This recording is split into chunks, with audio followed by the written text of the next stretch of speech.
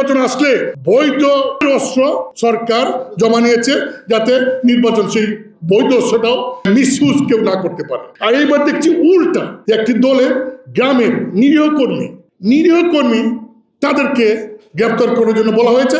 আগামী নির্বাচন হবে সর্বশ্রেষ্ঠ উৎসব মুখর নির্বাচন। এটা আসলে এই কথাটার কি মর্ম আমি বুঝতে পারছি না, কারণ আমি ব্যক্তিগতভাবে বাংলাদেশে 12টি পার্লামেন্টের নির্বাচনে 9টা নির্বাচনে আমি অংশগ্রহণ করি, 6টায় পাস করি, আর বাকি 3টা আমি নেক টু নেক একদম 200, 500, 1000 ভোটে আমি ফিল করি। এই নির্বাচন করার পরে যে এইবার যে সর্বশ্রেষ্ঠ নির্বাচনটা হবে, এটা 2টা কারণে আমি বুঝতে পারছি না।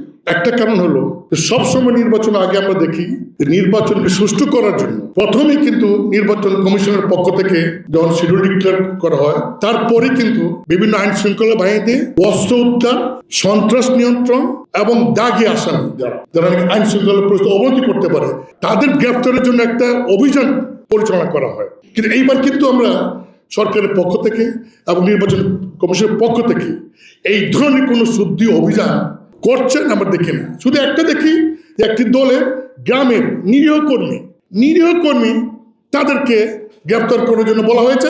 বসুন্ধরা ডায়াপেন্ট এখন আরো উন্নত।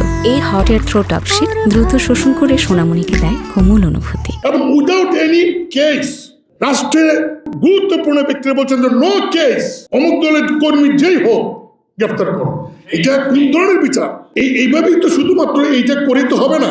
আরেকটা এইটা আমি বুঝি না, আরেকটা জিনিস বুঝলাম না, সেটা হলো যে সরকার নির্দেশ দিয়েছেন যে যারা নির্বাচন করবেন তাদের নিরাপত্তার জন্য প্রয়োজনে ইমিডিয়েট তাদেরকে অস্ত্রের লাইসেন্স দিবেন এবং তারা অস্ত্র কিনবেন। আরে বাপরে, এমনিতেই যে অস্ত্র 5 আগস্টের পরে যে অস্ত্র লুট হয়েছে, সরকারের অস্ত্র এবং প্রাইভেট যে সমস্ত অস্ত্র লুট করা হয়েছে, সেই অস্ত্র তো এখন উদ্ধার হয় নাই।